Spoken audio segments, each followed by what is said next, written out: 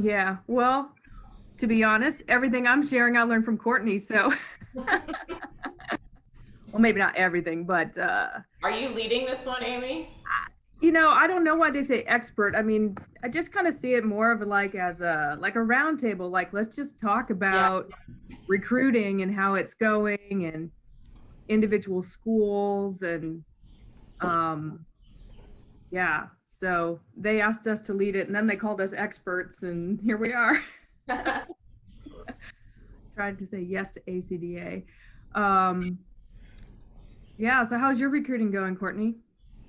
um, I don't know because they haven't signed up yet. I mean, Mm-hmm. I can tell you what I've done, um, but that's all I know. So Yeah. when I it's just kind of time to share, I'm happy to share what I've done. But yeah, we'll wait and see how it goes.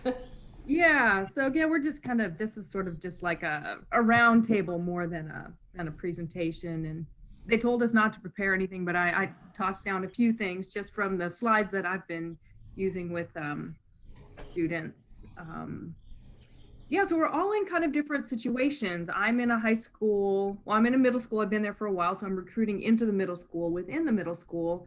And then I'm in a high school that is building. So next year we're adding a whole new grade. But we also have a very small senior class because it was a new school and not as we just didn't have as many kids transfer in as like sophomores. So it's kind of a headache puzzle for the school, and then trying to fit a building choir program in there as well. Um, Hi, Jessica, where do you teach? Sorry, I'm actually a composer. I used to teach at a Catholic school about a year ago, but I'm teaching privately now. And I'm just kind of going to the different rooms here and just hanging out. So, Awesome. And then Joseph, why don't you tell us about your school and situation? So, my name is Joseph Toe. I'm the first year teacher in Takura School District. As a first year teacher, it's very hard to be teaching already, and then you're teaching online and try to do all the things all at once. But I managed to have like my numbers in my high school go up, and I also teach to middle school, so I'm the only quiet person in the whole school district. So I have to recruit students from elementary school to middle school, and then have to recruit students from middle school to high school, and then within the building I also have to do recruitment. So that's what I'm doing right now. So I'm happy to share what I have done, but that might be something that you are not able to do because Takura School District is kind of like a tricky one, but also kind of like the special one. So, and I'm glad I'm here to share what I have with you all. Yeah, isn't there a lot of diversity in that area, Joseph? Give you some perspective. White is minority in my school. Mhm. So do you do any of your recruiting materials in other languages? um, no, but usually I use a lot of images. I use a lot of like videos that will draw their attention. If you give them like a wordy one pager, they won't read it. If you Mhm. send them like videos, they will watch it. So that's what I have been doing.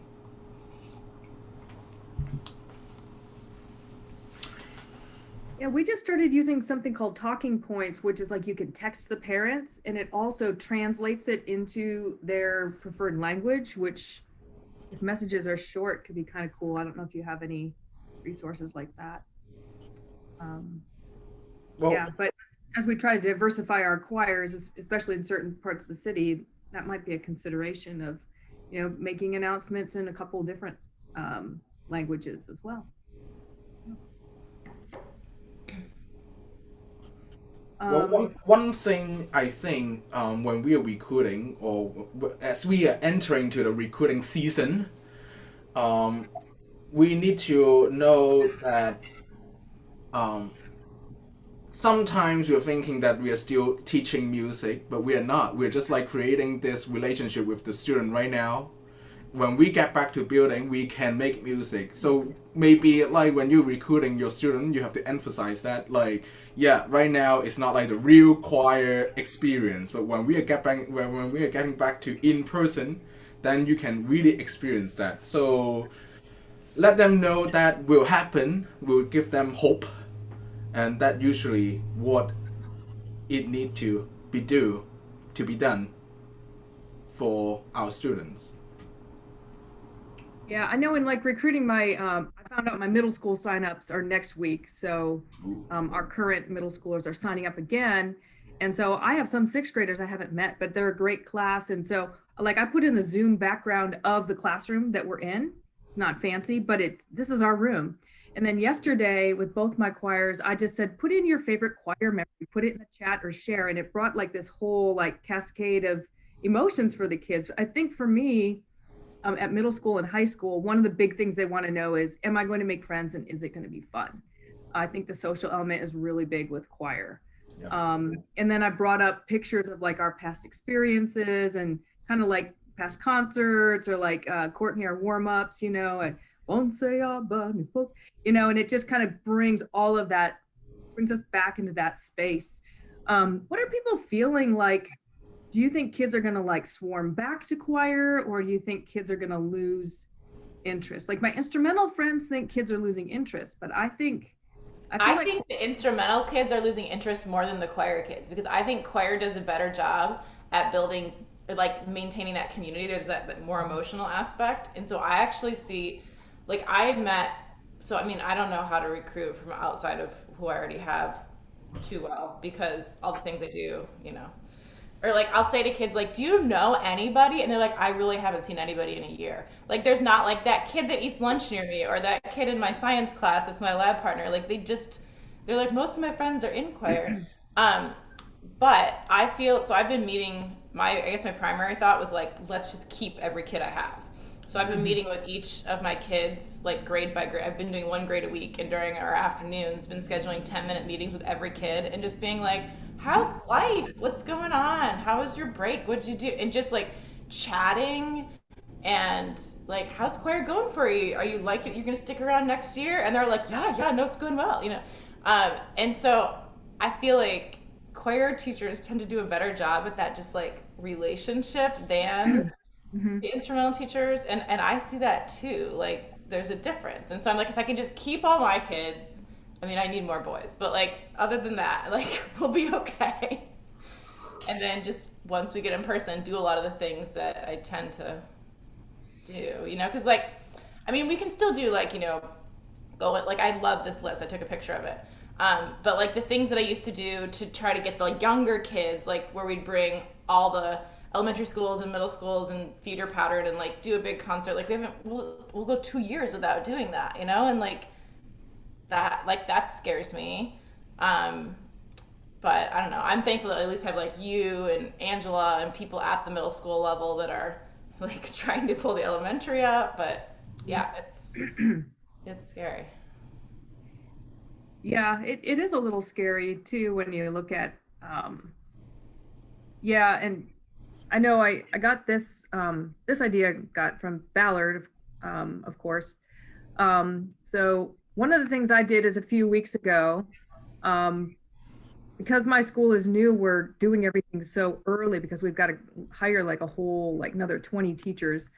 And so Ballard has a great letter they send out and a schedule. It's like, basically, here's how you navigate being in choir in high school.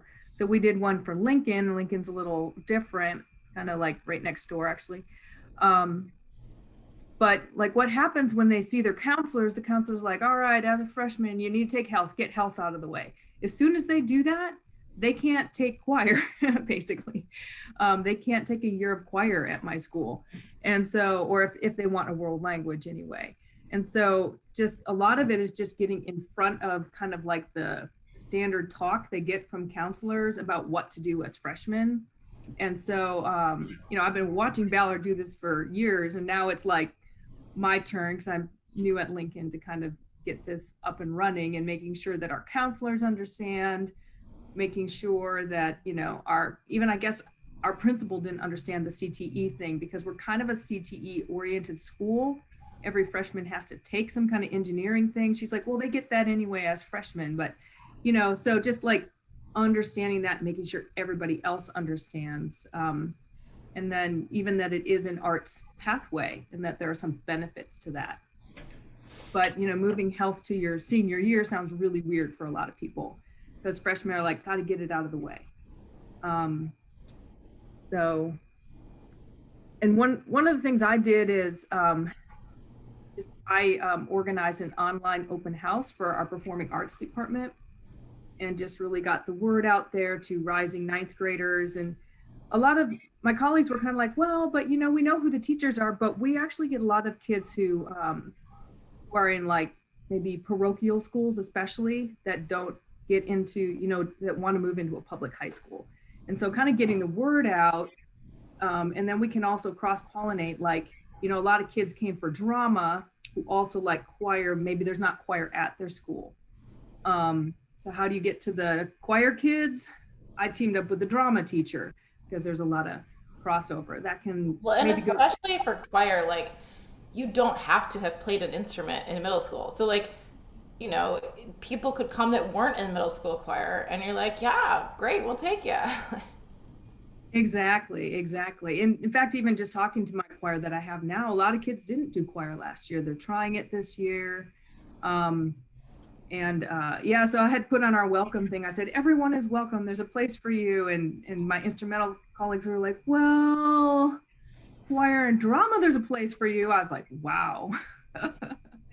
What do you really do if you're a ninth grader and you want to play the violin? I think you should be able to make that happen. But Beth started a class at Ballard that's like beginning strings, and it's cool. And it's like, it's way more diverse because certain students maybe didn't have the financial resources in middle school to purchase a violin or to access that. And we're like, we have instruments, come play. And yeah. And then another thing I was thinking of is I'm just teaching the school song because, we haven't, I guess we're going to have football games, but, we even have new faculty who don't know the school song. So like, how can music bring people together? And that's the super easy thing you can, record and send out there, put on the school website. I think anything that this choir can get out there is visibility. And, oh, we have a choir, ding. Or maybe that would be fun. Yeah, and I know Courtney, I got this from you. You were like, maybe you could talk about this. You were like, get the kids' phone numbers, not just the parents. Yeah. So what's a typical dialogue you have when you call a kid to be like, join choir? Okay, well, I will say that in the past couple of years, nobody picks up their phone. So I've also started texting kids, and that works well. Yeah, I'm just like, hey, is this Sarah? This is Miss Rowley. I'm the choir director at Ballard High School. Like, how are you? I heard from some of your friends that you might be interested in choir. Is that true? And they're like, yeah. I'm like, well, do you know much about the choir program? And they're like, not really. And you're like, well, we go on trips and we go to camp and it's so much fun. You sing so many different types of music. We do like classical music and musical theater and some jazz stuff and some pop stuff and just music from all over the world, and it's so much fun. And like, when you're going from middle school, high school, you really want to like find a good group of people to get to know, and like working with my ninth graders was my favorite thing. I don't know, you just and then I'm like, is this something that you might be interested in? And they're like, yeah. I'm like, okay, great. If you want to do it, I will put you in the class. I'll let your counselor know. And they're like, okay. And then email the counselor. They're in. Okay, so you emailed the counselor on their behalf? Yes. But my counselors I've been working with them for a number of years, so they just like know. And I'm usually like, they would like to take choir in place of health and PE or in place of ceramics. And so it's just like easy. They just switch them. Yeah, I don't think ours are going to be that open, but yeah, I mean, the counselor relationship is probably number one, right? Yeah, like we get them like Christmas gifts or holiday gifts and like Starbucks cards at the end of the year to just like thank them for all they do for our students. And there you go. Yeah, so, and I mean, I've also found that PTSAs especially at the elementary school. If I put out a little announcement, they'll get that right in there, because at that level, it's the parents a lot of times that sign kids up for things. I do get a lot of kids, and again, it's usually kids of color, who are like, wait, I'll get them in another class in like my general music. And they're like, I love to sing, or I love the clarinet. And I'm like, why aren't you in band or choir? And they're like, I didn't know. Yeah. And yeah, so like really targeting those kids. And Courtney, I think that's great, because I think, there's a whole sense of somebody wants me. I've been invited to join the choir. That's great for anybody. That, any human is going to respond to that sense of being wanted and being welcome into something. So I think that's really important. Hi, Abigail. I think she was broadcasting messages, so I think I'm gonna head to another breakout room, but it's been great too. Good to see everybody. Amy, would you mind emailing me when you get a chance, like would you share this with us, or share with ACDA, or the Sure, I PowerPoint? literally just slapped it down 10 minutes I before know, we but I want to started. see what the other slides say. Oh yeah, it's just as what I showed to our parents. Okay. I also included like how to find the PE waiver information, because it's like so confusing. It's really Yeah. it's really not simple at our school. So just parents are really flailing around at my particular school right now, Yeah, I can imagine. trying to figure out what's going on. Yeah, sure, of course I'll share it with you, Courtney. Okay, cool. Thank you very much. It's good to see all you guys. Hi, Abigail. Hi, sorry, I just stepped away for just a second. Oh, no And I worries. go by Abby. Hi, Abby. Hello. Where do you teach? I teach at Eisenhower Middle School in Everett. Everett. Mm-hmm. Hi, Ruby. Where do you teach? Hi. I'm actually not a teacher. I'm a student studying music education. I'm just here to learn. Welcome, welcome. I am a first-year teacher in Takula School District, teaching choir both in middle school and high school, and I will yield my time to Amy. Oh, I don't know about that. Yeah, so this isn't like really, we're all here with different experiences, and we're all here with like really different situations, right? Joseph's a first-year teacher in a position that's been kind of rotating. You're the only choir director in the district, is that right? I am the only choir director in the school district. Yep. So I have to Wow. recruit the student from the elementary school to middle school, and I have to recruit students from middle school to high school, and within the building I also have to like battling with all those departments to get my kids to sign up. So I'm the one-man band. Yeah. I see that as an amazing opportunity though, Joseph. I think that's, and is it just one high school? Yeah, one high school, one middle school in the whole school district. So all the kids will see me eventually, some way. So what I always said to those sixth grader, seventh grader when they come in to see me, I was like, well, you know what? Like, I really want to see you for like my entire time here. Like, you want to see me like throughout your time in school, because like I'm the only teacher that you will see like across middle school and high school, and I can be your mentor no matter what. So you should be signing in. So some students start to know that, oh, he cares, and student will know like this is the class that I should be in. So my number go up in the high school because I also have advisory and piano class. So I can get my student in the piano class if they're interested in songwriting or like want to sing, or like you should get into Yes. choir. Advisory, I have students like I can look at their graduation requirement. They have like fine art credit that they need. I was like, you know what? You have to take choir. So that's what I have been doing to like talk to those students. Like that's what I'm doing. Wow. And that's a great suggestion too. And I do that. I teach a world music class, and so general music, but that tends to be like really boy heavy. And I have the highest numbers of boys this year I've ever had. And of course, I don't have choir, but But, I guess I just get to know a lot of those kids, and we do like digital audio workstation stuff. We're doing beat making. And so I think that they see that, I've got these different sides and like, oh, this smells pretty cool. And then they sign up for choir. I've had a few drop from band and join choir. And so, yeah, those other ways you can get to know kids are also really important, whether it's or an after school thing that you might do. Because I found like when I came, sure, I get, 50 sixth grade girls every year and like 3 boys. And how do you keep those boys and build that up? And I've just, my general music classes, I get to know a lot of boys. I hear them singing, or like Joseph's saying, if we're doing ukuleles and they're over there singing, it's like, you should join the choir. Come join the choir. Email the parents. And it just kind of happened for me. I was sort of lucky. So Abigail, what's it looking like at your? In terms of recruitment? Yeah.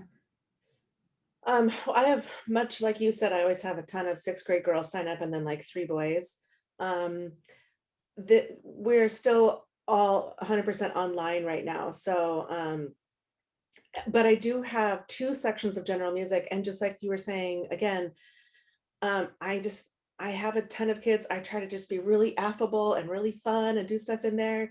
And then like I have a girl who emailed me, who was with me first semester and now is no longer with me in general music. And she's like, I just want to let you know I miss you so much. Excuse me. I can't wait to sign up for your class next year.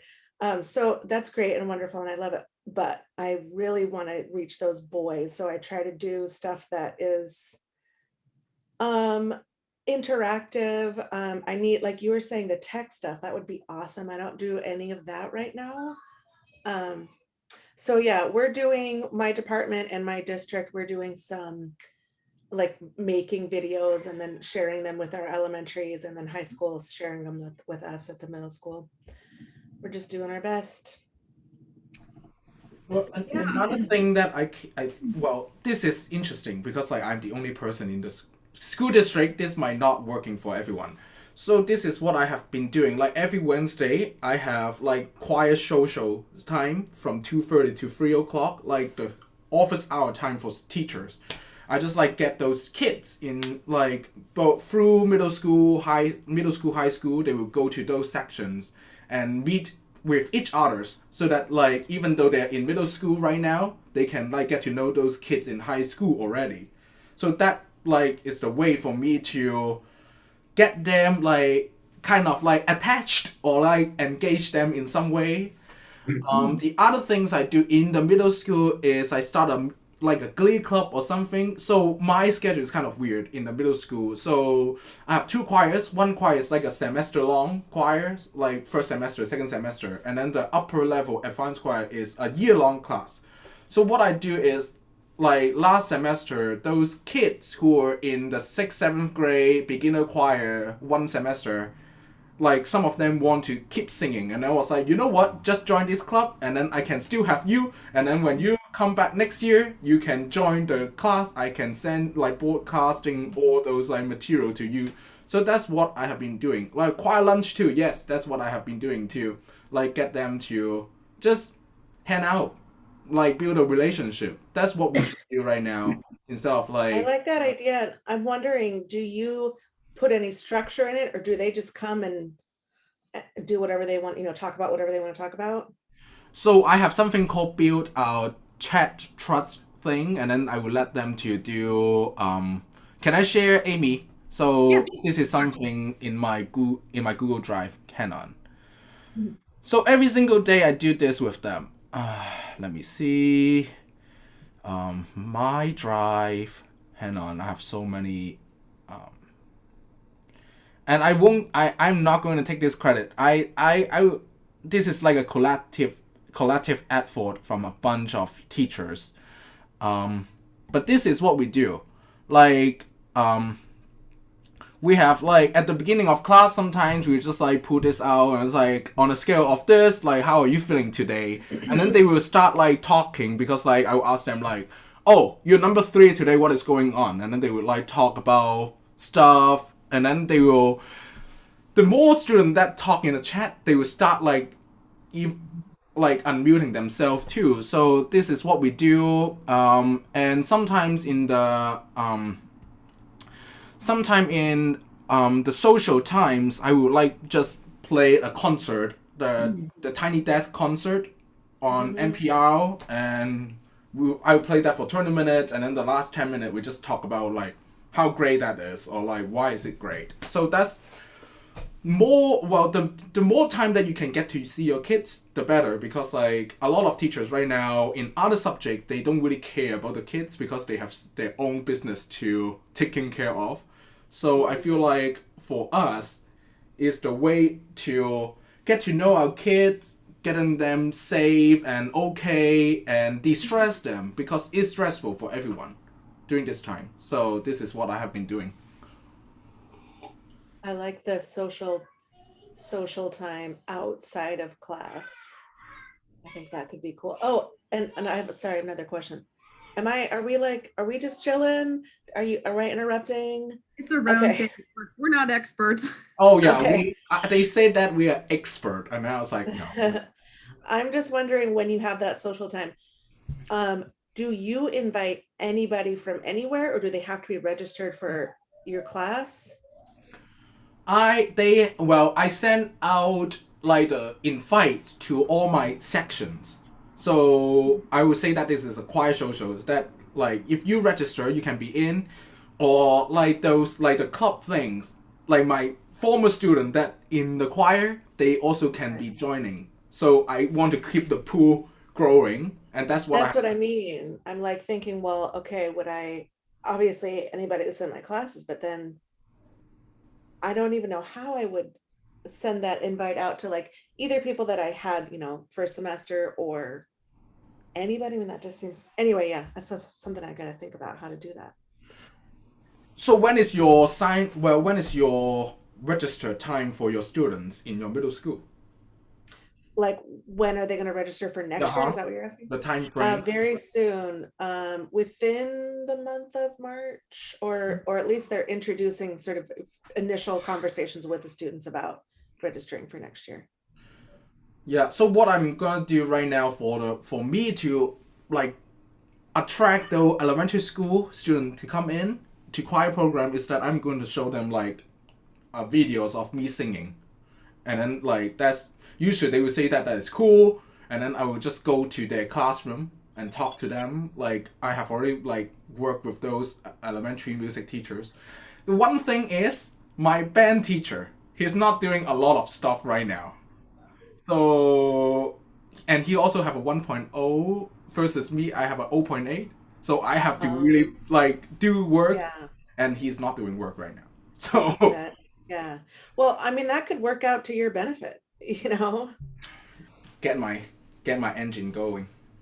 Yeah, if he's not doing anything. I mean, I'm a point two at my high school, and I'm the only one doing a concert. I'm doing a concert tonight, a live concert with, and I only have one choir, and we're doing like 10 recorded songs. Some are solo, some are small groups, but like that's a lot, you know? And he's like, well, I have a few things. Maybe I'll release it on SoundCloud. And it's sort of like, where's the community? You know what I mean? And he's like, yeah, I don't think kids are going to sign up next year. And we were just talking about how choir in the last session, how choir is very relational, right? Like Mhm. the group first and then we sing, as opposed to, fingerings or Yeah. whatever tone. So Courtney, who was in the last session, is like, I think choirs, I have a sense that choirs are moving a little better than instrumental groups, or that we get more what people need in this online setting. Mhm. Looks like Ruby has something to share or ask. Yeah, I just had a question. So when y'all say I'm a point two or a point oh eight, what does that mean? 1.0 is full time. Full time, Oh, full time. Yep. They also consider 0.8 full time, but basically you teach 4 classes instead of 5 classes. So that is what that means. Like 0.2 usually equals to 1 classes or 1 class. And when you is kind of like hit and miss, but when you get to zero point 0.6, you will start having like those benefits and consider as like full time. But It's a joke right now. 0.6 full time. Oh, okay. Okay, thank you. Yeah, Joseph, I was wondering, I've always steered clear of like choir clubs because my concern is that kids will just join the club and not join the choir. Mhm. More convenient. They don't have to put it in their schedule. Um, so I've always been a little bit wary of that. I don't know if you've had any experience with that because, yeah, I need every single kid I can get. I've even, for my high school for next year, as a one-time thing, kids can take the entry choir as a one semester only if they need to, just because I have to get the numbers or I won't get the FTE. So I've like the emergency stops on that one. So if I can get 40 kids, and 20 are doing it for part of the year, I'll meet my numbers. But I've just got to get every kid in an actual choir. Well, the first thing for me, I'm on professional contract, right? So for me, it's very hard to like you. I have to guarantee, like I need a guarantee that I will stay in the school district. Mhm. So I will do whatever that I can. And like both principals have already said that like you're going to stay. So that's good. So that I don't have to Yeah. worry about that, like to flee to other like school district. But the thing is, I only have two choirs in the middle school and I only have one choir in the high school. If I want the program to go up, I need to get the student like interest going. So starting the glee club, I don't say it's a choir club. I call it like a singing club, solo singing club. So when you want to sing like together, you have to join the choir. Mhm. And the high school, I'm also starting a cappella club, Mhm. and that's what I'm trying to do. I'm doing a lot right now. Hi, hi, Melissa. Hi. Welcome.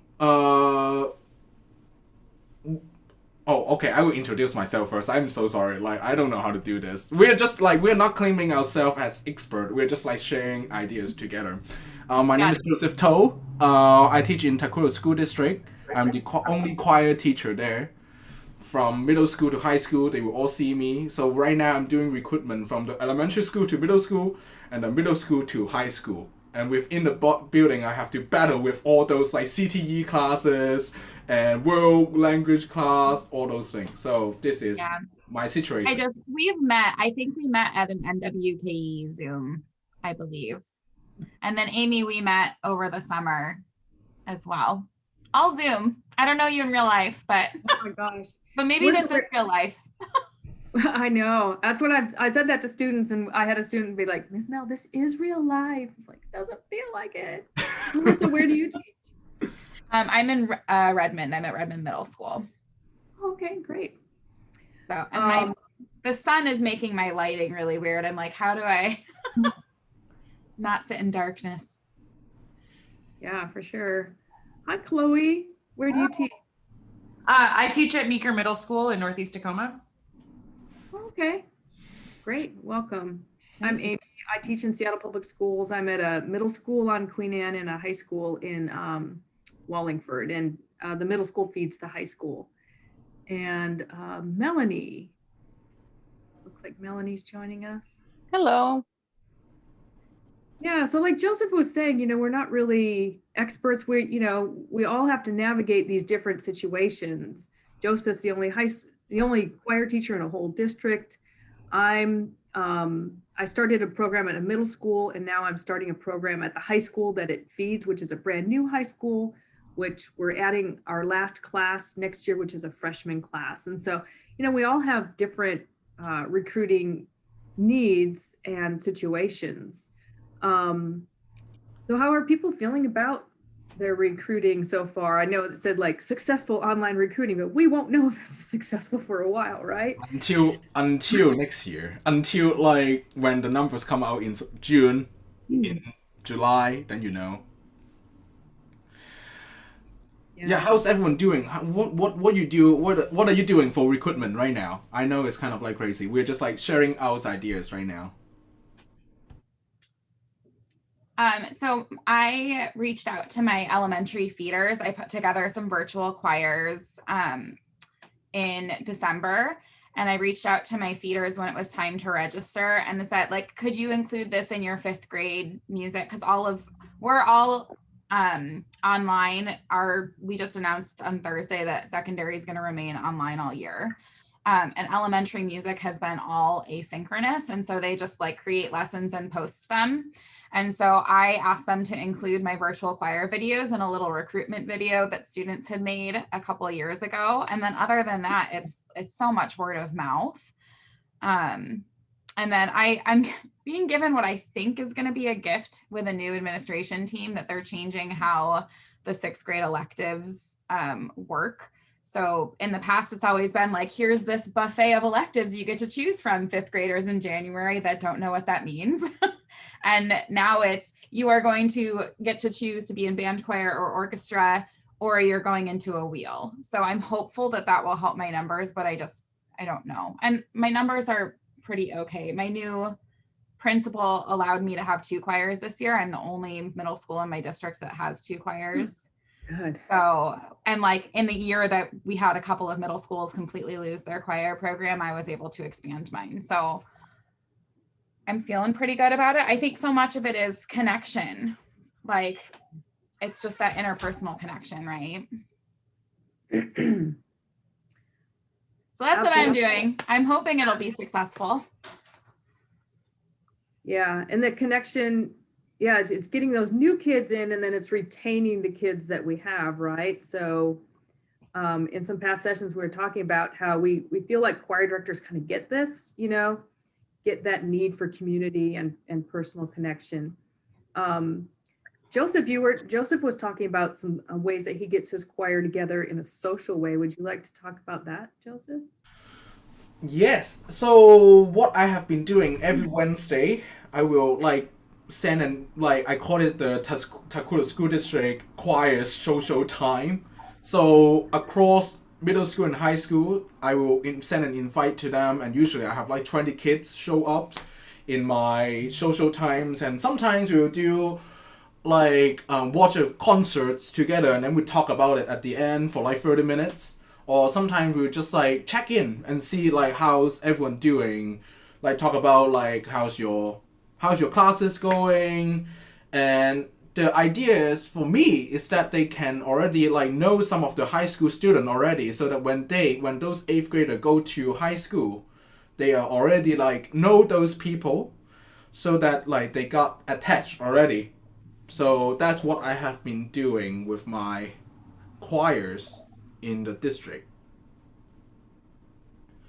So maybe that is not helpful for you all, because every situation is different, my school district is interesting because given that I'm the only one teaching choir in this whole school district, and I have giving you perspective how diverse Takula School District is. White is minority in my school, so I also have to do a lot of instead of just word to the students, or word to the family, a lot of time I do videos, and that's how I get their attention.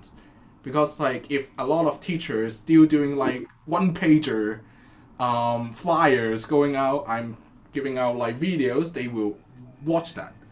The other thing is it's my first year, so I don't have it's my first year in the school district, new school for me.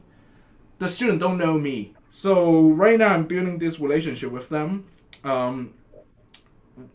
For me, this semester, for my choir program, for my choir project, we're doing a school district wise something called share our songs, or share our culture, something like that. So the kids, I don't care if they're going to sing a folk songs in their languages or read a poem in their languages. That's what I'm gonna do. Read a poem, sing a songs, and I'm putting them together at the end of the semester, so that they feel that they can contribute. No matter if English is their first language or second language. So my kids feel welcomed, and that's what I'm trying to do in my program. Nice. Chloe, what's I'm going just on? here for ideas. Backstory for me is I was the full-time choir and general music teacher at one middle school in my district. Then they opened a new middle school last year, and I split me between the two. And then COVID hit, so I didn't really even get to finish my first year at the new school. And then this year, they took away all of the elementary music specialist positions and made them teach just, regular classroom. And so my students aren't going to have any, well, the ones that are coming up to the middle school won't have any elementary for music for like at least a year.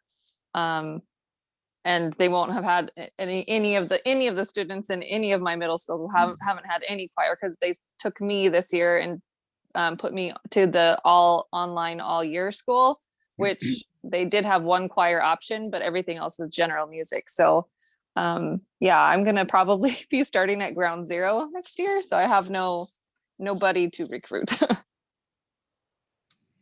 Or you have everybody to recruit, because you might have kids who are just really dying to try singing. I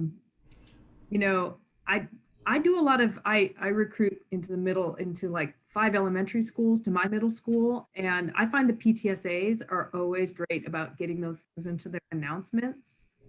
I find that to be a pretty big tool, because a lot of times at the ages we're talking about, it's the parents who sign the kids up, right? Mm-hmm. Yeah. But that sounds like a challenging situation. Is there any way you could do like an online, singing event on a Saturday morning or something, where you just invite all 5th graders to just Zoom in and meet possibly, but Yeah. personally, I just I have lots of little kids at home, so I don't think that I could probably do an online event on a Saturday. Yeah. Or do you have videos of past choir performances, like Joseph was, or Melissa was talking about, just getting those videos out? Yeah, I could probably do something like that. Or just get to like theme yourself singing and then like introduce yourself. That's what they want. Like those elementary school kids, they don't they're excited to go to middle school, but they don't know all the teachers. So if you can ahead of the starting line and then let them to know who you are before they come to the middle school, they will sign up your class. And that's like what I think it will happen if I'm on top of my game.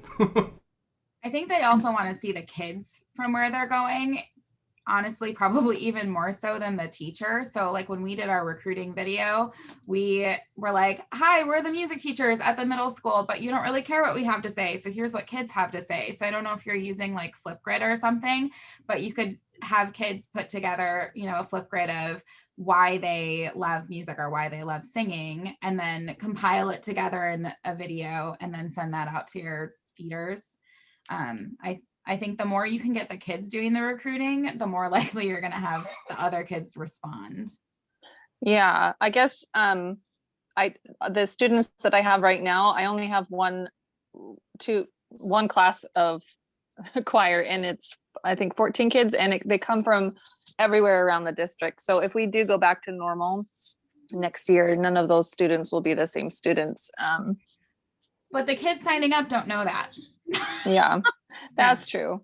And the other thing I tell kids, and I've told kids moving into all levels, is this is one class you can probably talk to your friends and sign up together. And so coming into the middle school, you're gonna be in one class with your friends.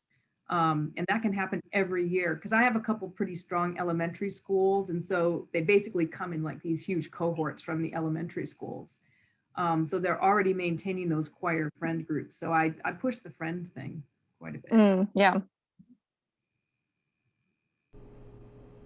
How about you, Chloe? What's going on at your school? Yeah, I definitely feel a little bit like I might be kind of in a starting over position as well. The way that it works at my school is that in 5th grade, they can choose to be in band or orchestra if they want to, and they don't have to. But by 6th grade, if they continue on in band or orchestra, that's their elective, or they're put in a wheel that includes choir. And that actually did change this year. I don't know if we're going back to that, but this year I just got half of the 6th graders that didn't do band or orchestra without them even choosing. And so I just have them the half of the year. and the other half is in Avid. So I don't have access to any of those students this year. So I've gone from seeing 120 students or so a year in the 6th grade wheel to 60 that just are there for the whole year this year. And yeah, it's interesting because I haven't done virtual choirs this year. I've kind of gone a different, route with my choir students. But I feel a little bit nervous about the idea that when it comes to picking classes for next year, kids, even who have had me all year, don't necessarily know what choir is normally. And so that's something that I'm just really struggling with. Like, I think that a lot of them might sign up for me. I don't know that a lot of them will sign up for choir. And I'm wondering like who I might be losing by when it becomes eventually normal again. That idea is just kind of interesting because we've done a lot of music and we've done a lot of self exploration and connection. And my goal this year is just to get them to connect to each other and themselves through music, but it looks a lot different than it normally does. So so I'm just thinking about, I'm definitely doing the promo thing through Flipgrid. Exactly. I've actually got it all ready to go and I'm ready to do that. But recruiting to the 6th graders that I don't have this year that were just placed in Avid is interesting. I don't know how to access them because I don't see them or have any of their names or any of that. And Avid is another elective that, that teacher is going to be wanting to recruit from too with those students that they're teaching. So it's interesting. I feel like I've had a pretty strong and healthy numbers program prior to this year. And I'm just hoping that stays and that choir continues to stick around in our district too, because it's not in every middle school. It's definitely in fewer middle schools than exist. So yeah.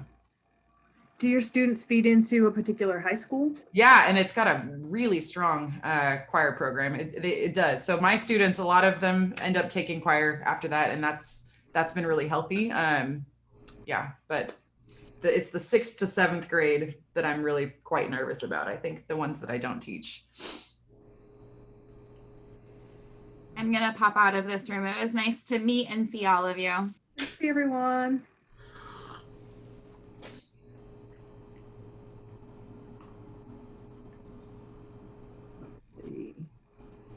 Melissa. Yeah, so Chloe, do you feel like it's better? I hate that band choir or orchestra band and then everybody else choir can be a little bit of a zoo. How was that experience and how do you think that'll compare against the wheel, which is sort of the same thing, only a shorter amount of time? Yeah, so in the past it's been band and choir is separate, or band and orchestra is separate, and then the wheel has been like on a quarter basis where they'd have me, art, Avid, and like a pre-engineering kind of situation. And that's been fine because I've had like access to every 6th grader that's not in band or orchestra. And I have them for a quarter, right? But so now I just have half of those kids, but for the whole year, and there is no art anymore and no 6th grade pre-engineering. So it's been like, I don't have any sort of, it doesn't feel competitive with my band and orchestra colleagues. We feel very cohesive and are a really strong team in that way. But it's hard definitely not having access at the 5th grade level. And that's been out of our hands. I've been there for 6 years and it was that way for the 8 before that at least too. Oh, so you start with 6th grade, but then in 5th grade, they get band or orchestra? Yeah, so a lot of times they'll sign up for band or orchestra in 5th grade, do that as their one elective in 6th grade. And then if they want to in 7th and 8th grade, they can add a second elective and some of them choose me. But I don't really have access to the 5th graders at all. And I now have access to half of the 6th graders. Okay. I have the similar situation, my band teacher, as I said, 1.0, he have like a elementary band, beginning band, and then like those band students will get in like when they go like 5th grade, and then when they get to 6th grade, they will automatically in band. Yeah. But me, I don't have any 5th grade choir going on, so like I have to battle with art, choir, robotic. We have robotic class in our school elective, and I was like, I have to really like get those students in, and it's a battling like between all those things. Yeah, and it's super weird when they're like, I mean, there's some of my best friends are that, you know, it's just the system that puts us like pitted at each other, but that's not how we feel, right? Like we work super cohesively. But it's interesting to have to kind of like really be out there and like trying to get people to sign up for your class and hope it's not at the expense of their classes. And it's interesting. When it's on your phone that you can actually switch yourself. And if you miss that moment, then you're out. But I'm definitely interested in the Flipgrid promo. And I like today, my plan is to send a bunch of emails to individual parents with the 6th graders that I do teach, like how much I love teaching their kid and how great I could see them in choir and that kind of thing. Don't really have a social media outlet for me to use with our school, but looking at this slide, it's good. What do you mean by, sorry, go ahead. Sorry, what? What do you mean by troll advisory / general music classes on that slide? Oh, so in I teach in both middle school and high school. Mm-hmm. And in the high school, I have a piano class and advisory. Mm-hmm. And in the piano class, I can like kind of like get to know those students. And it was like, oh, you want to be a songwriter in the future? You know what? You should get into choir. You want to be a singer? Get into choir. Yeah. So like I asked them like basically like at the end of the school year, I was like, what do you want to be in the future? And then they were like, I want to be music production people. I was like, get into choir, you know, that's what you need. So I have like couple students from the piano class that I am able to drag and put it into choir for this semester. Yeah. Advisory, I'm able to assess those students their graduation requirement, and I teach like 11th grade. So they have like fine art credits that they have to fulfill. And I was like, you know what? Like you have fine art credits that you have to do for 1 credit. Choir class is a year-long class. Get into choir next year. And then they were like, okay, all right, I'll do that. So that's what I've been doing. Yeah, and I was saying like I also have been teaching up until this year. I've been teaching 3 sections of like a world music class, but we also do some digital audio production. And those classes are very boy heavy. And so just kind of like getting to know a lot of boys, you know, drumming, ukulele. Yeah.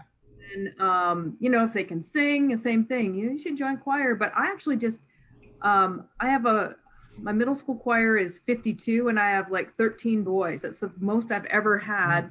Yeah. And my 6th grade choir has like 8 boys. So that's actually the most boys I've ever had. 20% boys out of my choirs. And then I don't have them, no. But yeah, and I think a lot of that is just developing those relationships. And then they're like, well, either I can be thrown into these random classes or Ms. Mel seems pretty cool. Maybe I'll try choir. Yeah. You know, they kind of get that message. So yeah, awesome. Yep. You hear a kid and I mean, I know people who have like, you know, heard kids singing on the bus, you know, it's like, you should join choir.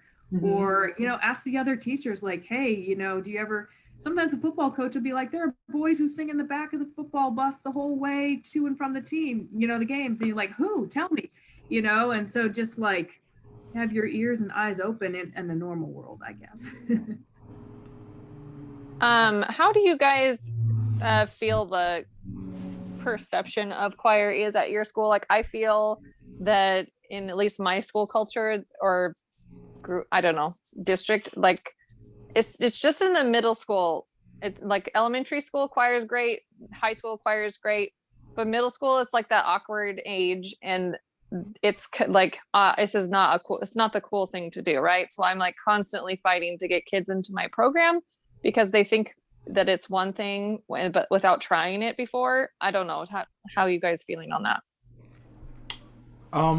Do you have a close relationship with your feeder school from the elementary? Right now I have no feeder because of my situation I said, but usually I have probably a close relationship with one, and then she's actually taken over the high school position this year, so I don't really know very many of my feeder program teachers. So sometimes I feel... Can you hear me? Is my voice coming through on the telephone? Yeah. It is. Is that Elizabeth? I only taught middle school. Yes, middle school.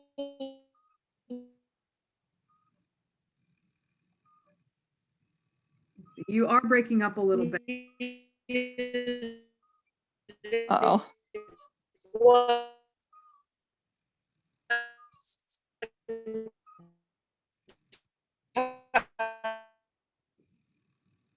I don't think we're able to hear you, Elizabeth. You're really broken up. Ranger, and I didn't have a huge to have an assembly from the high school.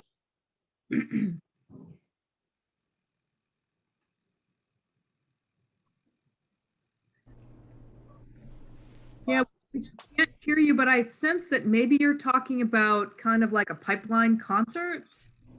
Yep. Yeah, which we've done. I have actually a couple great videos. Is we'll do that with my North End Seattle pipeline. We'll get like 500 kids, and we always do like one song at the end, and the parents are just like, it's like a whole gym full of kids just singing their heads off.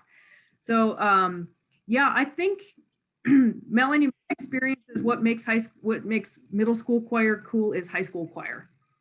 Yeah, our high school program the last 10 or so years has been a director who's like on his way out towards retirement, and so it's been pretty, his numbers that like went super far down, and I tried to get him to come down and talk to my students, and it was really hit and miss, and I think that was, so I'm excited for the new teacher who's in that position now, is to hopefully boost that program up as well, and I'm hoping to get that trickle down.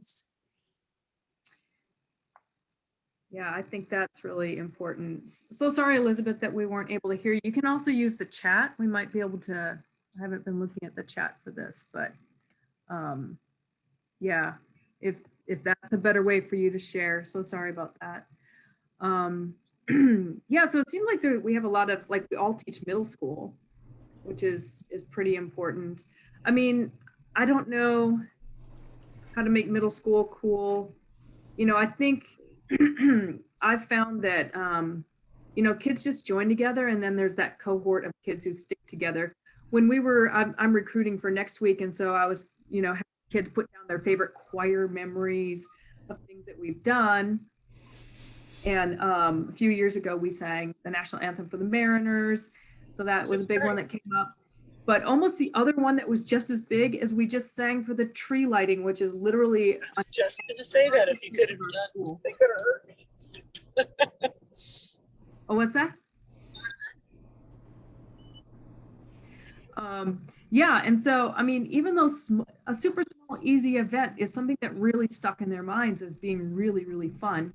And so just bringing up those memories and getting out and doing even those little things, walking to the middle school, which we can do, or the elementary school, and singing some holiday carols as kids come in or go out for the day. But, they just really love like attaching to those social activities as well.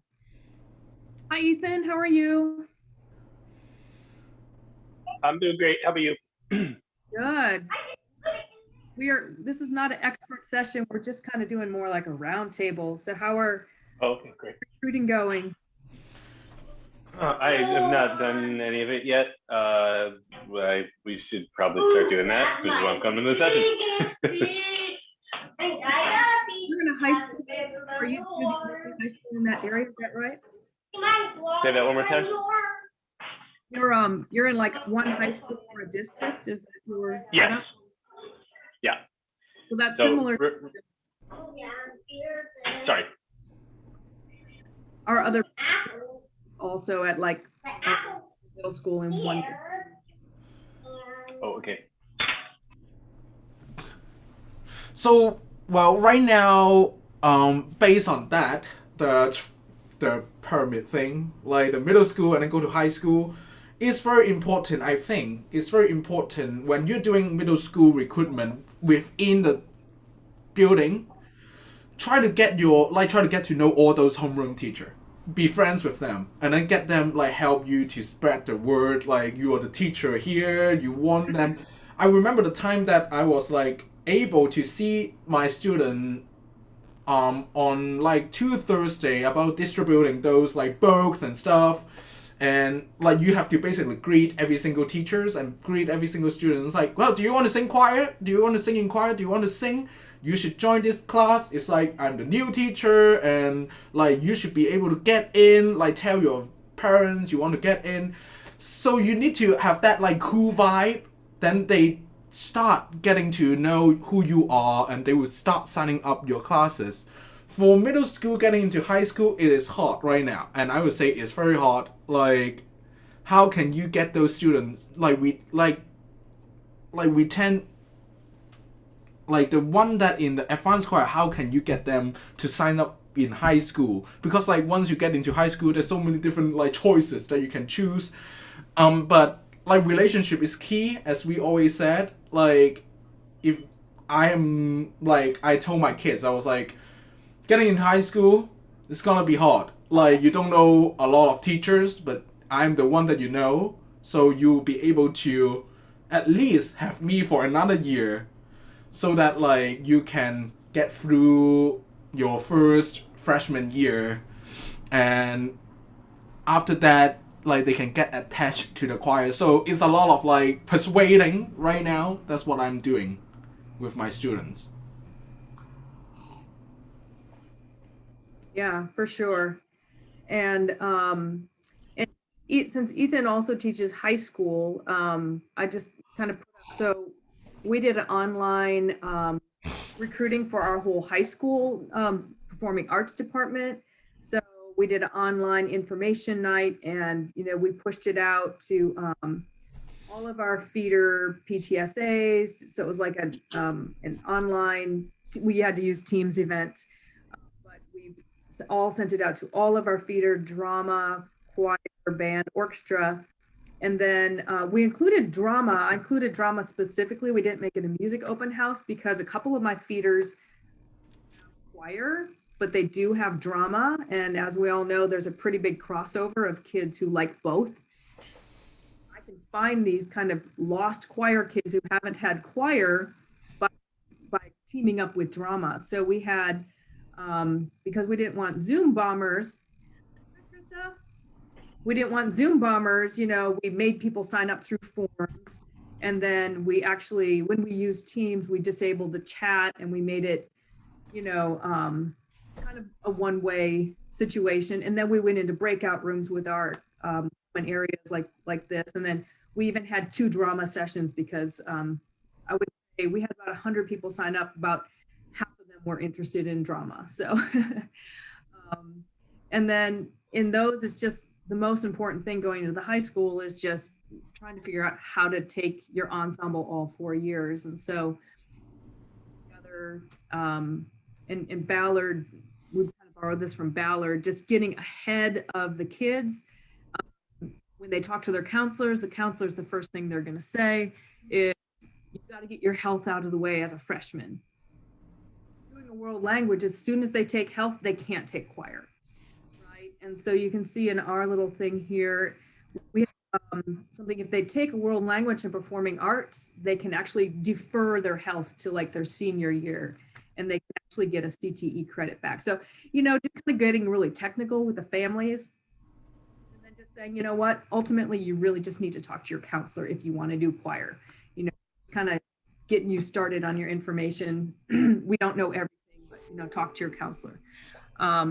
So those are just a couple of pretty aggressive strategies. And we did that in the end of January, that, kids are already thinking towards high school and already thinking about health, which really gets in our way. Hey, Krista, how are things going for you?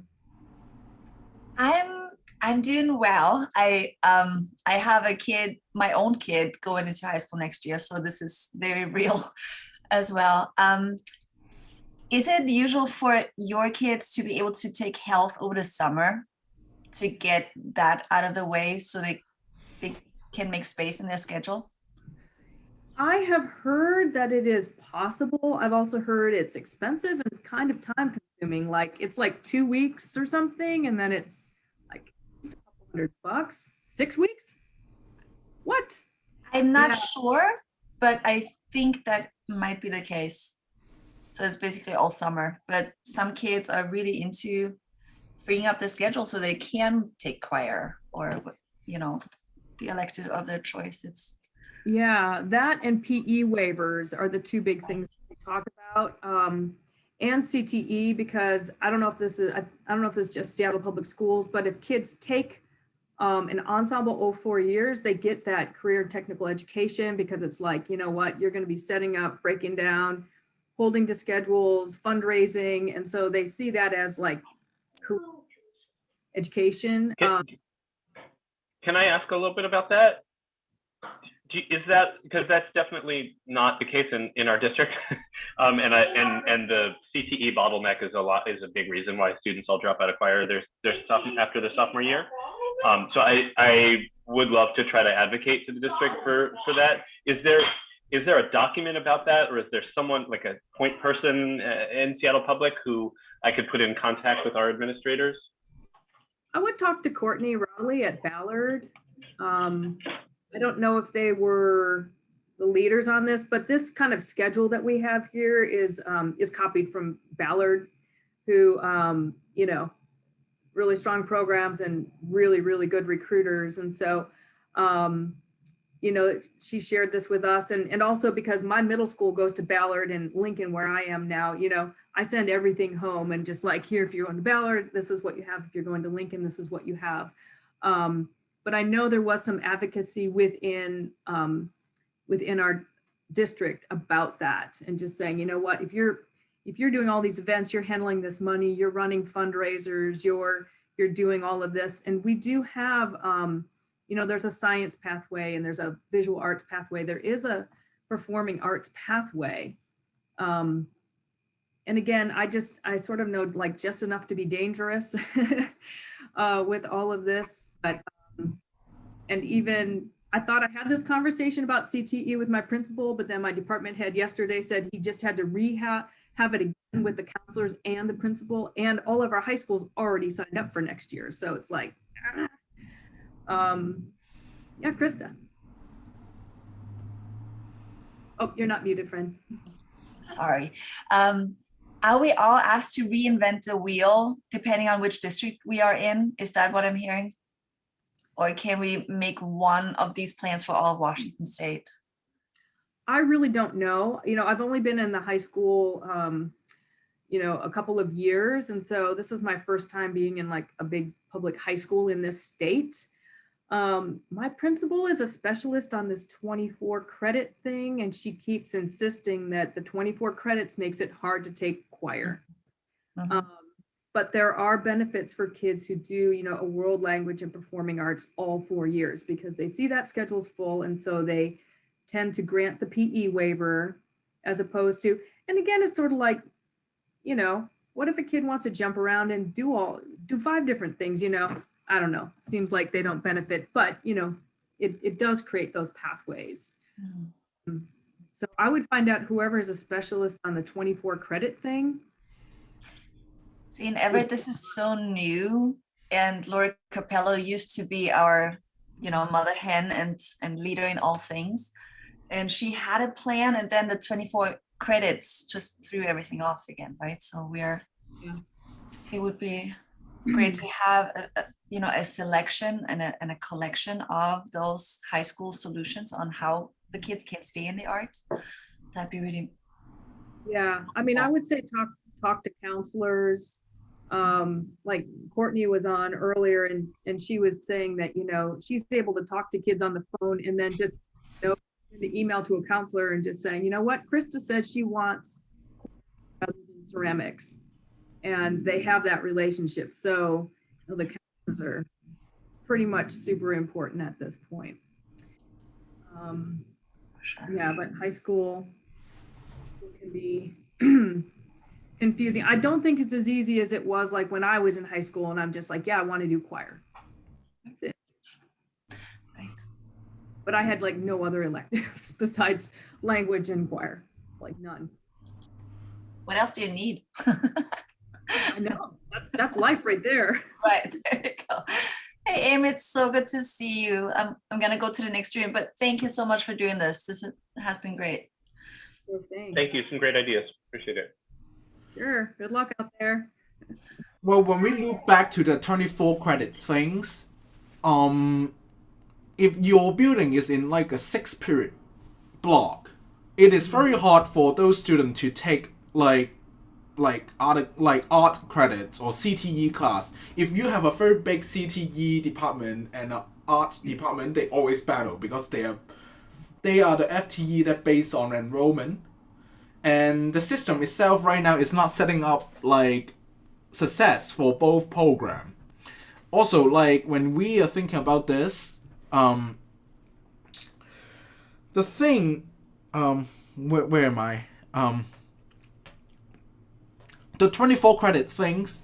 If a student that fail one class in like math or English, then it's very hard for them to graduate on time already.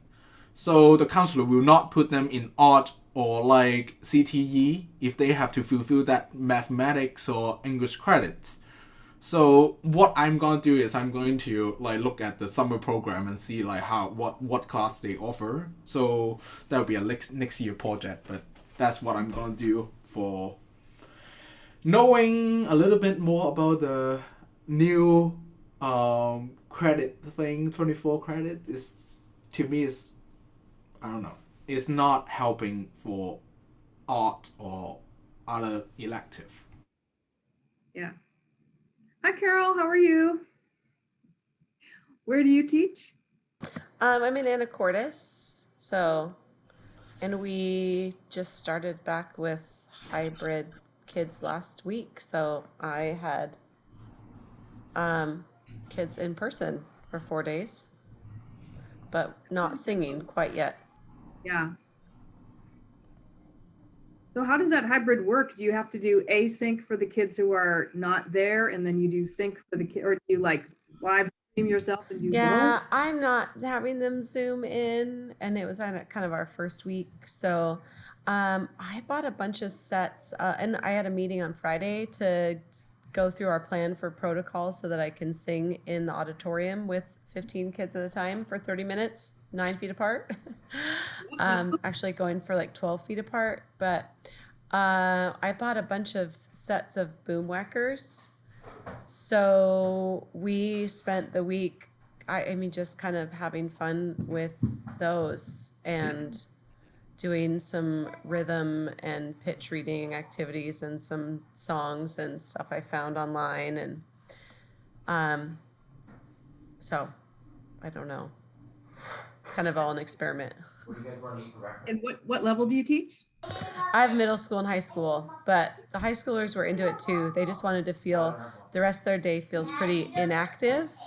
So, just yeah, tried to have them be doing, and then I have to wipe them down between every group in 4 minutes or less. So that's a little bit dicey. But I see the A cohort on Monday and Thursday, and the B cohort on Tuesday and Friday. And then I'll put out an asynchronous assignment for the week, which I didn't do this week because I was just like, let's be real and ease into reality. Amazing. Good for you. So, and how are you feeling about your recruiting? So you're like me, you're recruiting kind of up into the high school and up from the elementary school. How's that going? We pre-register in a week or so. So I actually just finished, I hired my boosters paid one of my former students.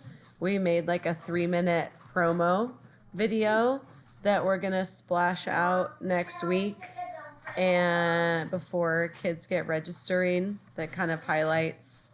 And I had student interviews and some old performance footage and then some B-roll photos over the top. So I'm kind of hoping that will help.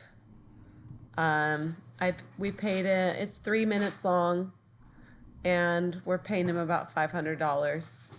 But I just dumped a bunch of that, like stuff off my cell phone, whatever, dumped it into a shared drive. had the kids came up with a list of interview questions, sent those out, had them film them, landscape and answer 2 questions and embed the questions into your reply. And then he threaded it together like the interviews and then pieced the other stuff over. Wow. Hoping to get some mileage out of that. Yeah, for sure. And I was saying, since one of the ways that I recruit, because I'm within walking distance of 3 of my middle schools or my elementary schools, and so when school is on, we'll walk the choir over. We can actually walk over and sing and walk back. It's kind of hectic and it's sort of fun. But just hitting the PTSAs, and that sounds like a great thing to go out to, like your feeder PTSAs. Parents are the ones who sign the kids up a lot of times at that age, right? What if you don't have a PTSA in your elementary school? Oh, you don't? Well, like Takura School District is such a mess in some way. They don't really have a lot of things that like normal school district have. Like I don't have a booster club that I wish. I don't have any PTSA that I wish in the elementary school. Mm-hmm. So I have to do a lot of navigation as a first year teacher here. So yeah, so what if you were me, what would you do if you don't have an elementary PTSA? I would go to the admin secretary at the elementary school and get something in their hands. Sometimes I copy the principal. Like, hey, is there a way you can get this on your website? Can you get this out in your next weekly newsletter? You're going to have some kind of communication home to families, right? Yeah.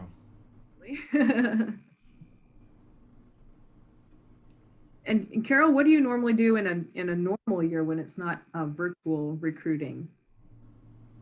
Kind of this. I mean, I'm looking at your list. Yeah, this year is definitely harder, but we typically, the band and the choir, go around to all 3 elementary schools and do like an hour-long presentation, and we kind of alternate back and forth: band song, choir song, band song, choir song. So, we just, we can't do that this time. And I'm trying to think what else that we do. I feel like we're a 1 middle school, 1 high school town. Mm-hmm. So it's a lot of just word of mouth and the counselors know that we take care of the kids that we have. And so I think sometimes that they will help channel kids there. And we've also not worked it out with them, but we've coached them on the fact that like we don't want to let a kid just drop band at transition points because they've already invested years in learning an instrument. So working to retain the kids between 8th and 9th grade in particular is a priority, and then not letting them drop without having a conversation with the teacher. So our counselors now promote that also. So then we can figure out like what's your real reason for wanting to drop. And then sometimes hopefully you can solve those things and keep a few more. Yeah. Sounds like you're working on all cylinders up there. Congratulations. Ugh. That's all the important stuff. I didn't have a huge dip this year like some people have, and maybe because we pre-registered before like we got shut down. Mm-hmm. So I don't know. And now I think the fact that we just started back next week is hopefully going to be really helpful. I'm feeling a lot for the people that are committed to being remote through June, because that is got to be a scarier situation to be in. I'm scared. Yeah. I mean, I am and I'm not. My middle school, I also am working a lot of word of mouth, but I actually don't know a whole lot of what's going on at the elementary schools right now. I should check into if they're also some people were saying their elementaries are completely async from music, and I suspect at least one of mine is not, that it's probably in person, just knowing the teacher. What if you could do a video lesson and have them include you in their async? Like, Yes, don't know. definitely. Yeah, definitely. And I've already visited all my middle schools to recruit for the high school. But we had like our sixth grade open house for rising sixth graders, and we made a video in December of A Million Dreams, and the kids and the families and the teachers hold up their dreams. So it's like this 5-minute long video, and that started the open house. So what are you doing to recruit? And I'm like, that's pretty much all you need is like, oh man. Also, I've got 100 kids in 2 choirs, and they won't add another choir for me. So I'm sort of like, honestly, I don't know how many more I can take. I've never cut it off, but 56 graders last period right after 50 7th and 8th graders is pretty exhausting. And so Well, maybe your angle is the 15-person singing thing, because if you're going to be back in person in the fall, like I've already told them, hey, I'm going to maybe limit my classes to 30 for next year so that I would have 2 even chunks or something. Yeah. Because I can't imagine 50 would mean you could only have them singing every 3rd day. So maybe Right. you use the guidelines to your advantage at this point. Yeah, I'm not sure. And just say, yeah, give me another choir, but they'll just say, oh, nope, you'll just have to cut it off then. Let us know if you want us to cut it off, and then I'm like, I really don't, so it's sort of, yeah, at one point last year I had like close to 200 kids if you include advisory. Yeah. So, and of course the limit is typically 150, but yeah, I see. Is your contract full-time? Yeah. Oh, so then you have to teach other things also. Right now I have 3 choirs and 2 like world music classes. Oh, okay. Yeah, yeah. So what would you say is your biggest challenge for recruiting for this year? It sounds like you've got everything going on, but I don't know. I feel like I'll know more in a week or 2. It just all takes a lot of time. Yeah. Yeah. I would say right before this COVID year, we had 2 years of building construction. So my kids were walking down to me at the middle school for their class. So I've had 3 years in a row that have been pretty disrupted. Mm-hmm. And so that's definitely, yeah. So we're not as healthy probably as I was like 5 years ago. So because of that a little bit. Yeah. Do you find, I don't know if you were here when we were talking about like high school scheduling, the 24 credit thing. How does that impact your high school kids, or like, what do you say to kids to get them in choir for all 4 years, or especially as freshmen? Because what happens to us is they want to do the world language. Plus I'm at like a HCC school. And so they're like, I'm in Japanese immersion and this kind of thing. And then you say, okay, join choir. And they're like, I would love to, but I have to take health. And we keep trying to say, you don't have to take health until later, especially if you take both of these things. But as soon as they take health, they don't take choir. As soon as they don't take choir, it's really hard to get them back in choir, right? So this is my first time, my last high school job was in a private school, so it's kind of a different setup. Yeah, that's why we're on a 7-period day. And so that was my big, when they were looking at it, I said, you're going to tank all these elective programs if you make us compete against each other.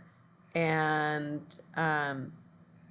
so I did a lot of work on that end and on those committees but Lori Capello had the best. I mean, that map like this, where it was like how to, be in arts. Yeah, that's the best thing I've seen on the 6-period day stuff, but it's hard. and we're 5 periods. And my high school goes into a block on Thursdays and Fridays. So Thursday and Friday, it's over 2 days, I guess. I don't know exactly how it works. I've never experienced it yet. This would have been my first year. Yeah, so I wonder how that decision is made for like the 5 periods versus 6 periods.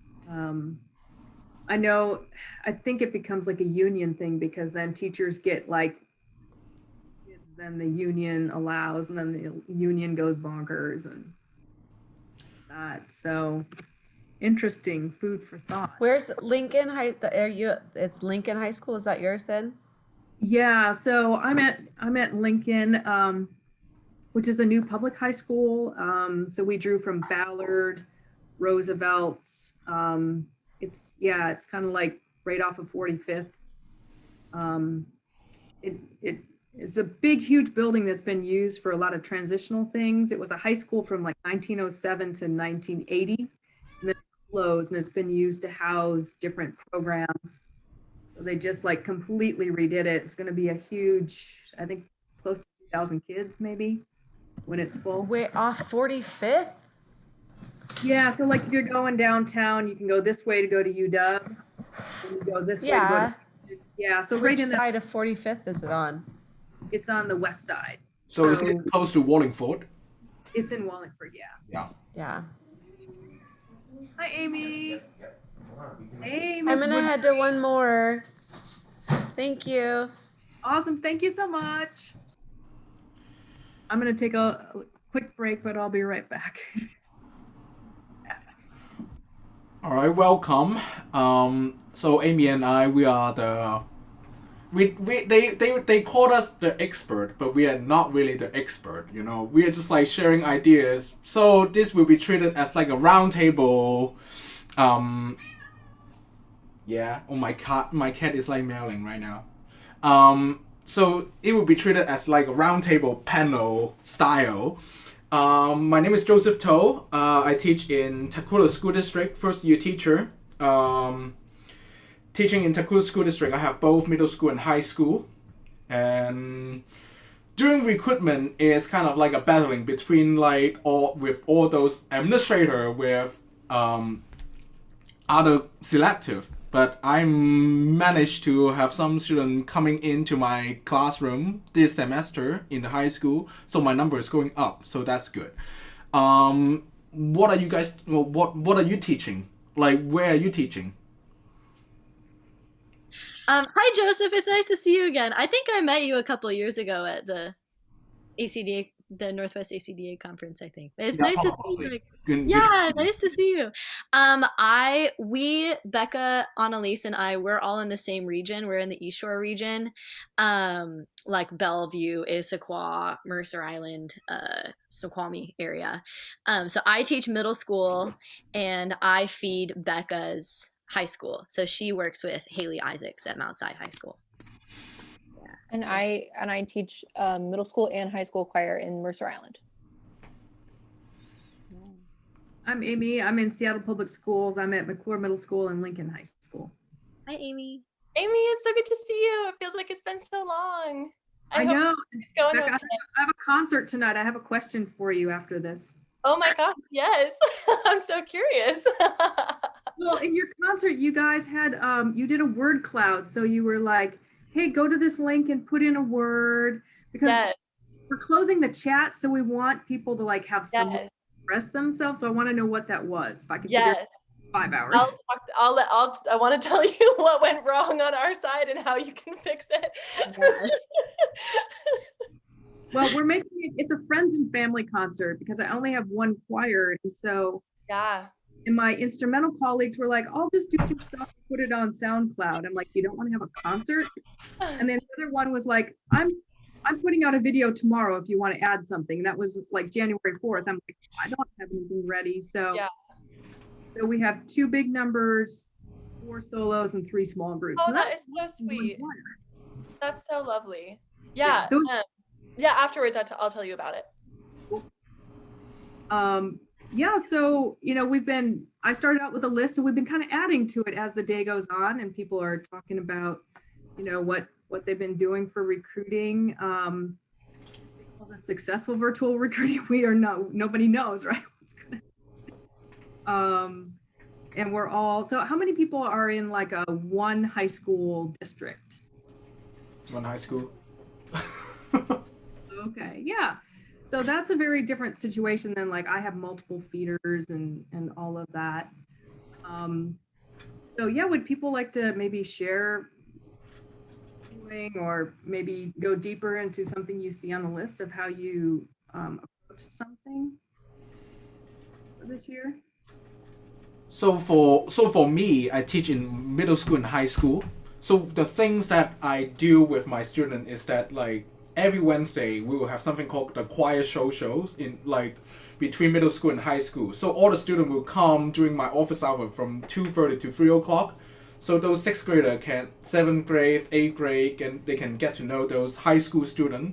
And then those high school students can be like kind of like a mentoring or something, or like they can get to know each other. So that I get them attached already before they get into the high school.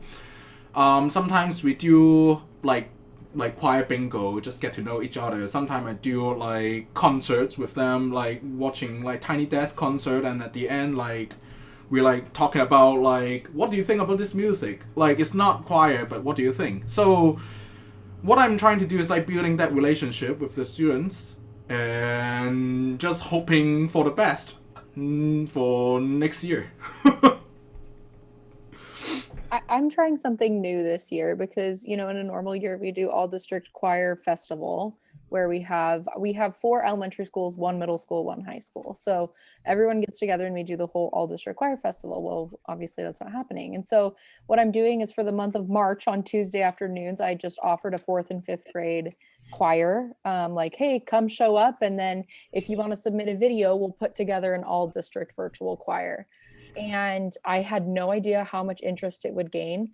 But our elementary students currently have no synchronous music instruction.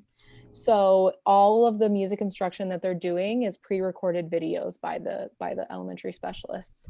And so they were all so excited to get the opportunity to do like actual like teacher and you at the same time. I have 100 kids signed up to do the 4th and 5th grade just Tuesday afternoon choir. So I'm trying that. I don't know if it's been successful yet because the first one's on Tuesday, but that's just an idea that I did, and we'll see how it goes.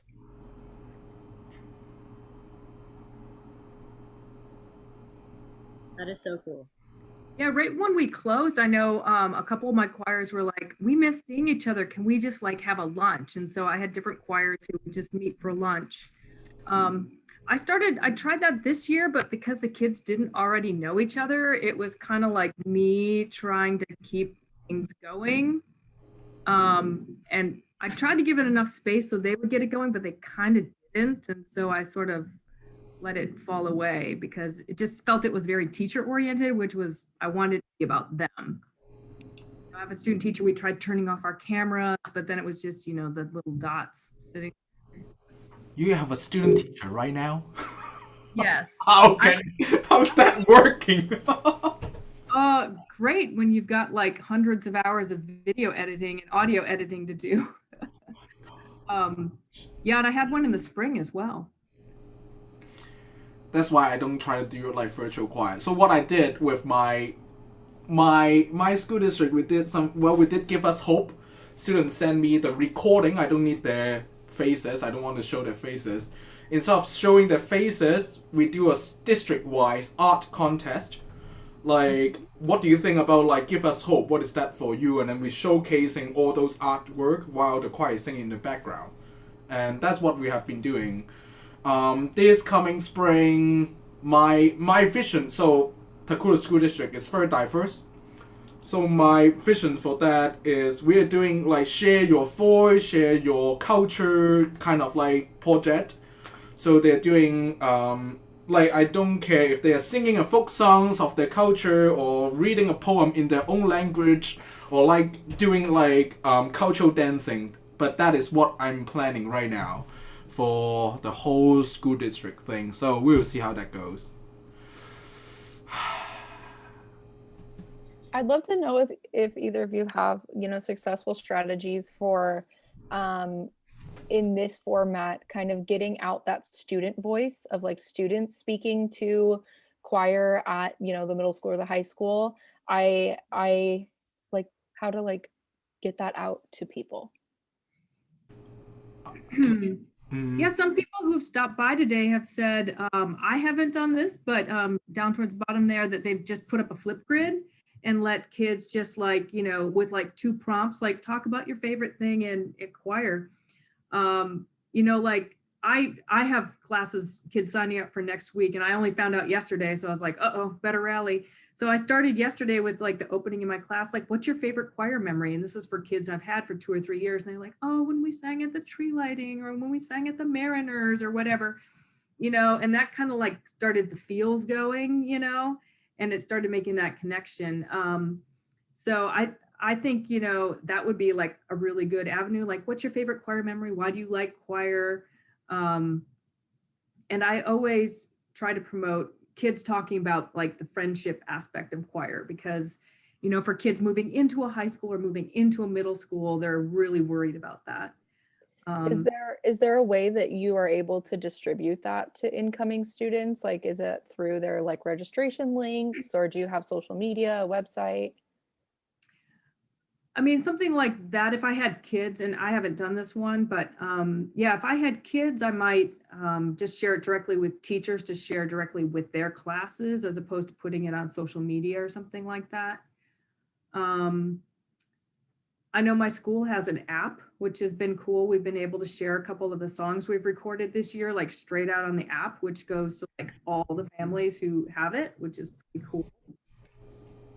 Yeah, so that's what I have. How about anybody else?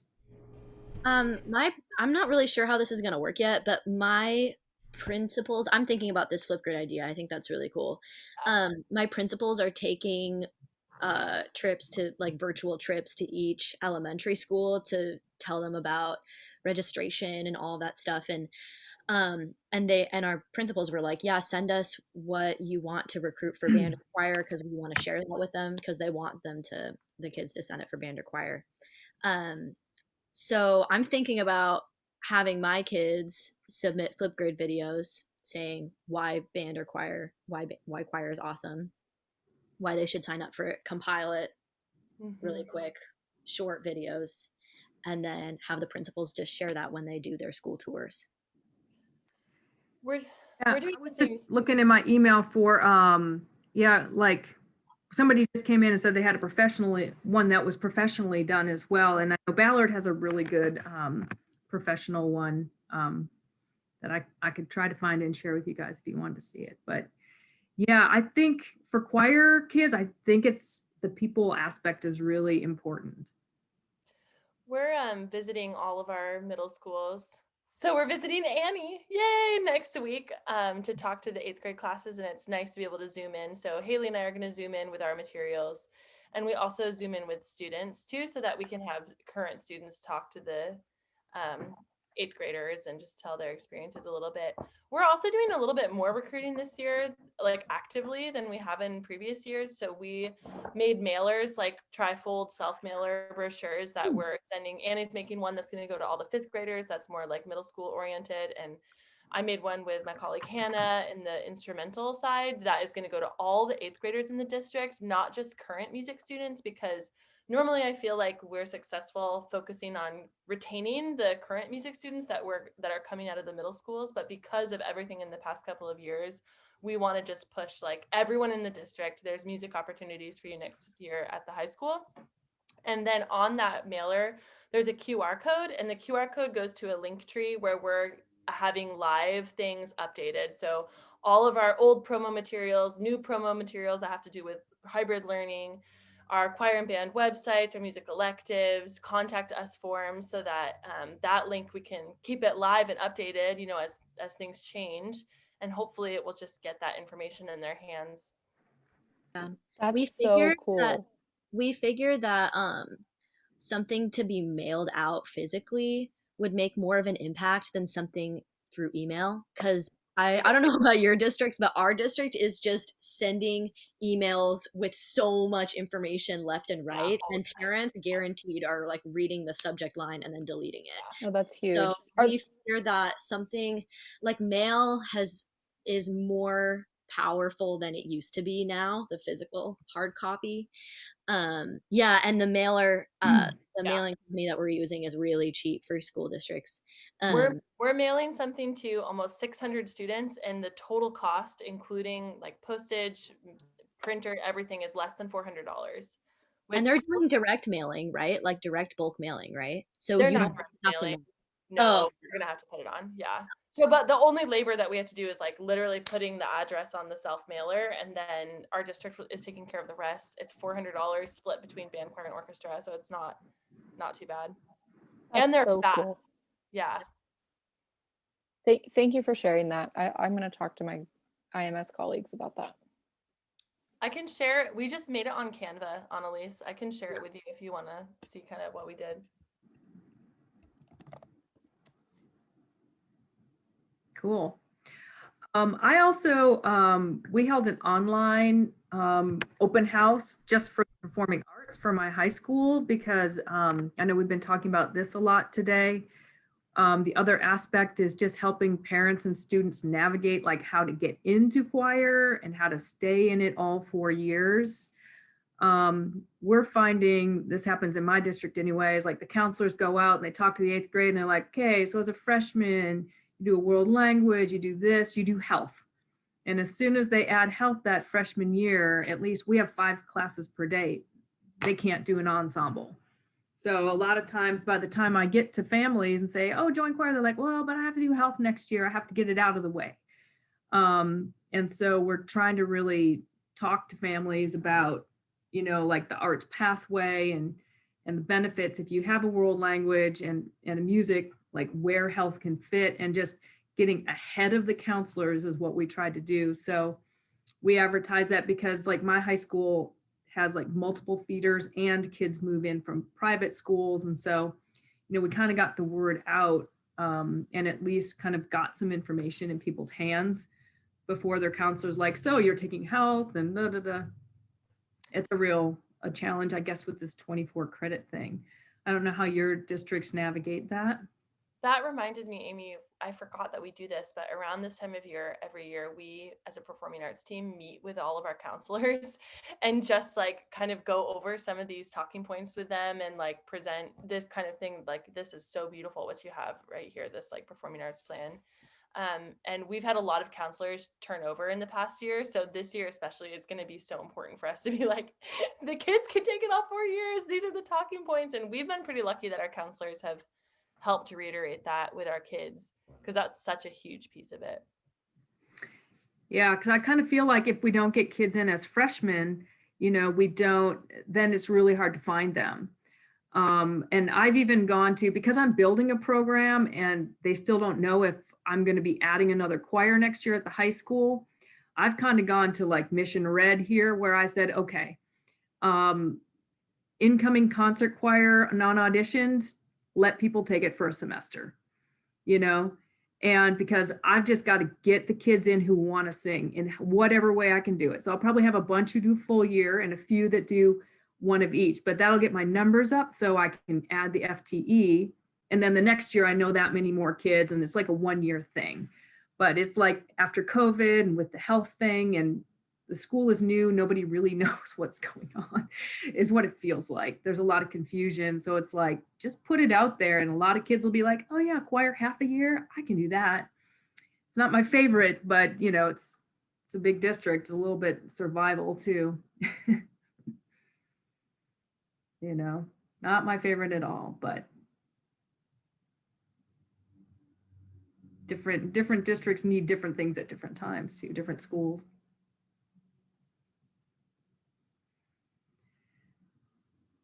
How many elementary school in the east side, like your school area? Like how your school district, how many elementary school do you have? Annie, do you know? We've got 3 middle schools and maybe 6 or 8 elementary schools. It's like, yeah, I think it's like 6 to 8. I have 2 feeding elementary schools. And neither of them have choir, so I get them super fresh. But it's about, I think it's 6 elementary. We have a small district, 1 high school district. How about in Tequila? How many elementary schools are there? Probably a ton. I have 3 elementary school, 1 middle school, 1 high school In the whole district? in the whole district, and I I'm had no idea. and I am the only choir teacher in the school district that I have to do like recruitment from elementary school to middle school, within the middle school building, middle school to high school, within the high school building. So I'm doing all of that. That's like you, Annalise. Choir isn't it? teacher in the district? Huh? You're the only choir teacher in the district? Uh-huh. Wow. Me too. Yeah, that's how Me Annalise. too. That's yes. Like they do 4th and 5th grade choir, but it's not like it's like our 5th grade band is taught by middle school and high school band staff and orchestra as well. But our 4th and 5th grade choirs are just like an extra enrichment from their music specialists. So I have 2 music specialists who are like awesome with choir and love it, and then I have 2 music specialists who are just like, it's whatever. So Oh no, our breakout room's gonna end. Oh, thank you. thank You you. I'm seeing everybody. Go get them, guys. Thank survey, or should we just kind of have it be informal in the spirit of the session this We morning? could totally have it informal, but I love to send out surveys because surveys are fun for me, but also nobody likes to do them. So that's fine. I also am going to send out, I'll talk to the presenters, and if they had any materials or things, I'll email everybody all the stuff. I had a little document that I was using that had links on it. But if the other presenters like brought anything, or like we learned some stuff from people that was super cool, if any of you want to just send me information, I can just create an email that has like everything that anybody shared today, and we can send that out to the list of people that were registered. And but Anne, if you want to do like a little debrief feedback moment for the last few minutes. Yeah, sure. Sorry, I'm moving to where I actually have something I can write down with. But yeah, thanks, Elise. I think a survey would be great, and especially because people were coming and going. So if you geek out on that, go for it, I'd say. Sounds awesome. Yeah, we can just open it up. Does anybody, I'd love maybe for people to just share like one thing they know now that they didn't know at 9 o'clock this morning.